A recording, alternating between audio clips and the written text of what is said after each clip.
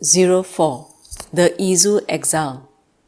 I have received the rice dumplings wrapped in bamboo leaves, sake, dried rice, peppers, paper, and other items from the messenger whom you took the trouble to send.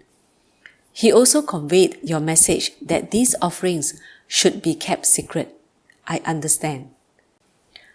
When, on the 12th day of the 5th month, having been exiled, I arrived at that harbour I had never even heard of before, and when I was still suffering after leaving the boat, you kindly took me into your care.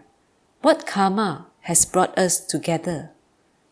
Can it be that because in the past you were a votary of the Lotus Sutra, now, in the latter day of the law, you have been reborn as Funamori no Yasaburō and have taken pity on me? Though a man may do this, for your wife, as a married woman, to have given me food, brought me water to wash my hands and feet with, and treated me with great concern, I can only call as wondrous. What caused you to inwardly believe in the Lotus Sutra and make offerings to me during my more than 30 days stay there? I was hated and resented by the steward and the people of the district even more than I was in Kamakura. Those who saw me scowled, while those who merely heard my name were filled with spite. And yet, though I was there in the 5th month when rice was scarce, you secretly fed me. Have my parents been reborn in a place called Kawana, in Itō of Izu Province? The 4th volume of the Lotus Sutra states, I will send men and women of pure faith to offer alms to the teachers of the law. The meaning of this sutra passage is that the heavenly gods and benevolent deities will assume various forms such as those of men and women and present offerings to help the persons who practice the Lotus Sutra.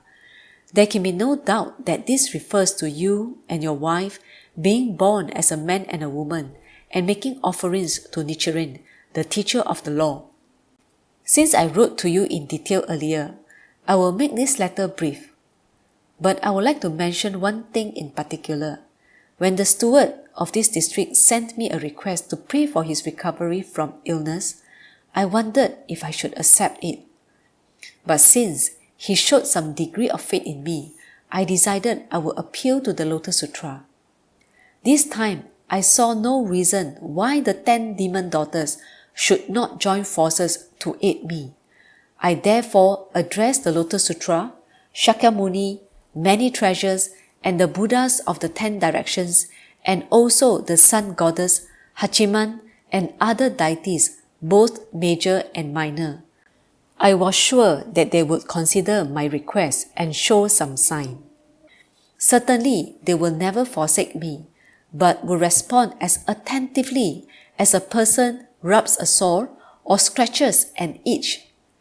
And as it turned out, the steward recovered.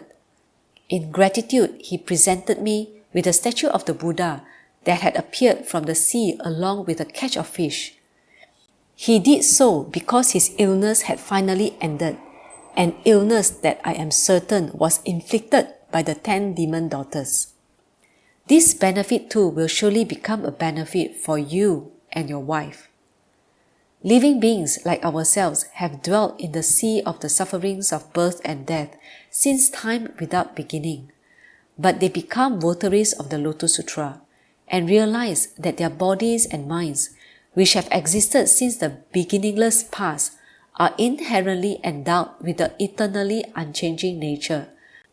Awaken to their mystic reality with their mystic wisdom and attain the Buddha's body, which is as indestructible as a diamond. How then could they be different from that Buddha? Shakyamuni Buddha, the Lord of Teachings, who said numberless major world systems thus particular kalpas ago. Quote, I am the only person who can rescue and protect others, refers to living beings like ourselves. This is the Lotus Sutra's teaching of 3,000 realms in a single moment of life, and the action of I am always here preaching the law. Even though such an admirable Lotus Sutra and Shakyamuni Buddha exist, ordinary people are unaware of it. The passage in the lifespan chapter that reads, "I make it so that living beings in their befuddlement do not see me even when close by," refers to this. The disparity between delusion and enlightenment is like that between the four views in the grove of sal trees.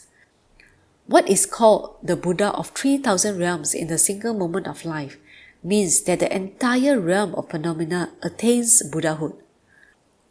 The demon who appeared before the boy snow mountains was Shakra in disguise. The dove that sought the protection of King Shibi was the god Vishvakarman. King Universal Brightness, who returned to the palace of King Spotted Feet (to be executed), was Shakyamuni Buddha, the Lord of Teachings. While the eyes of ordinary people are blind to this, the eyes of the Buddha see it. A sutra passage states that there are paths by which birds and fish come and go in both the sky and the sea. A wooden statue of the Buddha is itself a golden Buddha, and a golden Buddha is a wooden statue. Aniruddha's gold turned into a hare and then a corpse. In the palm of Mahanama's hand, even sand turned into gold. These things are beyond ordinary understanding. An ordinary person is a Buddha, and a Buddha an ordinary person. This is what is meant by 3,000 realms in the single moment of life and by the phrase, "I, in fact, attained Buddhahood." In that case, perhaps the world-honored one of great enlightenment, the Lord of Teachings, has been reborn and has helped me as you and your wife. Though the distance between Itō and Kawana is short, our hearts are kept far apart. I write this letter for the sake of the future. Do not discuss it with others, but ponder it yourself. If people should learn anything at all of it, it will go hard with you. Keep it deep in your heart and never speak of it. With my deepest regards, Nam-myoho Renge Kyo, Nichiren. The 27th day of the 6th month in the first year of Kocho, 1261, sent to Funamori Yasaburō. Background. In the 8th month of 1260, infuriated by Nichiren Daishonin's refutation of the Pure Land School in his on establishing the correct teaching for the peace of the land, a group of Nembutsu followers attacked his dwelling at Nagoe in Kamakura. The Daishonin narrowly escaped and went to the home of his loyal disciple Toki Jōnin in Shimōsa Province. In the spring of 1261, however, he returned to Kamakura and resumed his propagation efforts. On the 12th day of the 5th month, 1261, without any official investigation, the government sentenced the Daishonin to exile in the Izu Peninsula, which was a stronghold of the Pure Land School. The Daishonin was taken to Kawana, a small fishing village off the northeastern coast of the Izu Peninsula.